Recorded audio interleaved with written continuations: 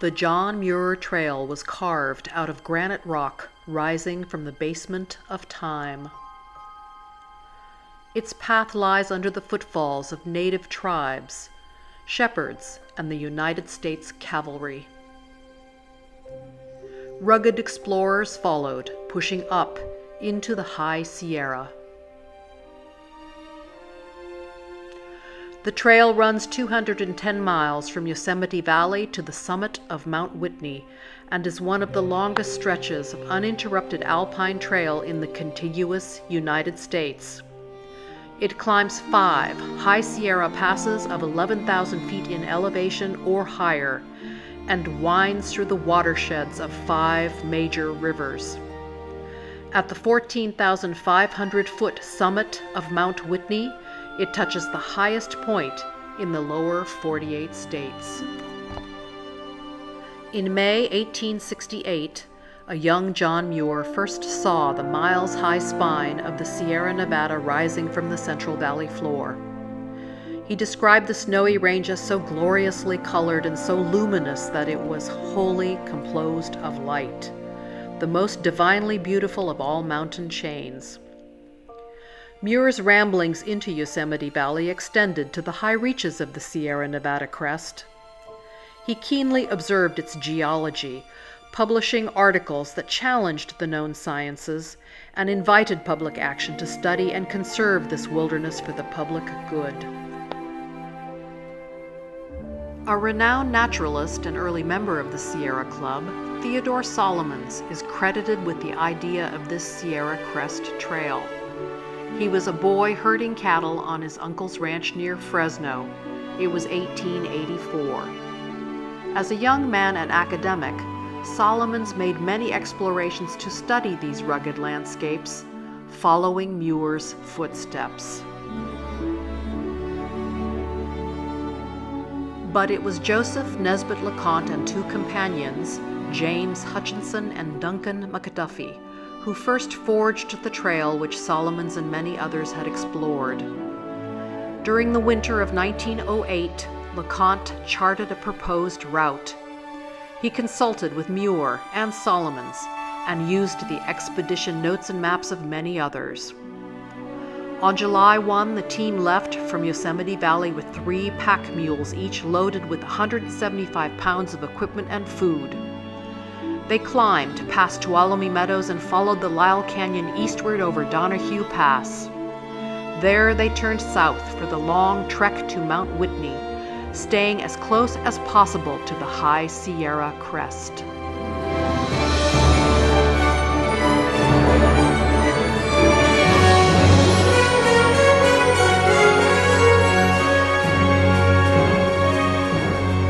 Two of the men scouted the trail ahead, and the third managed the mules and set up camp each night. Showing true grit in the face of the rugged terrain, the LeConte team connected the route and completed the journey. 228 miles in 28 days.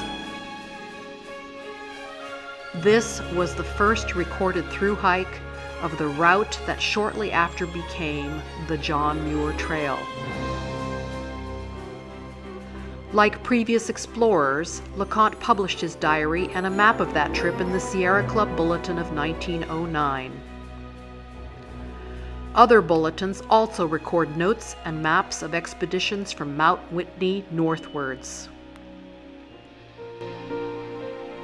As these maps were combined and the experiences shared, a trail alignment emerged.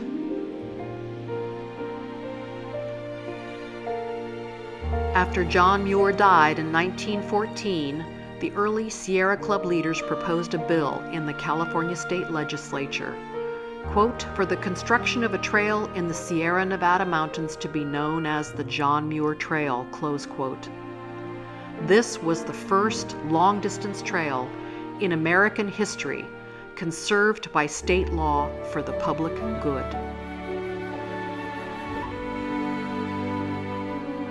On May 17, 1915, Governor Hiram Johnson signed the bill and dedicated the trail to Muir's memory.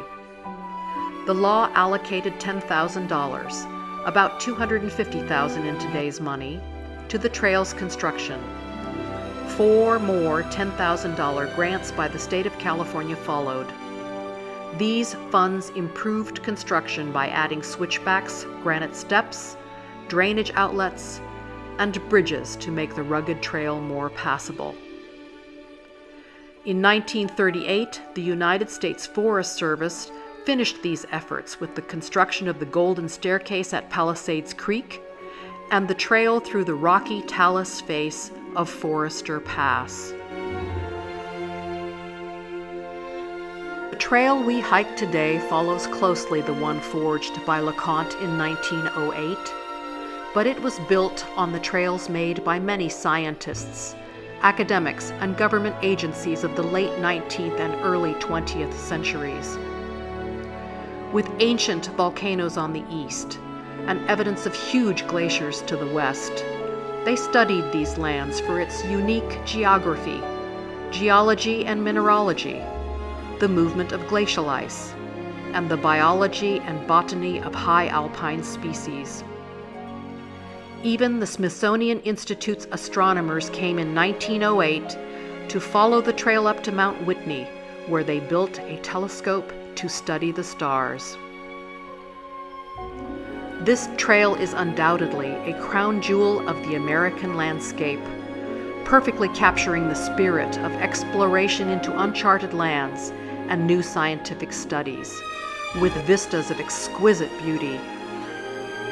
For over a century now, people have hiked this magnificent trail and marveled at its grandeur. It is worthy of our protection and preservation for centuries to come.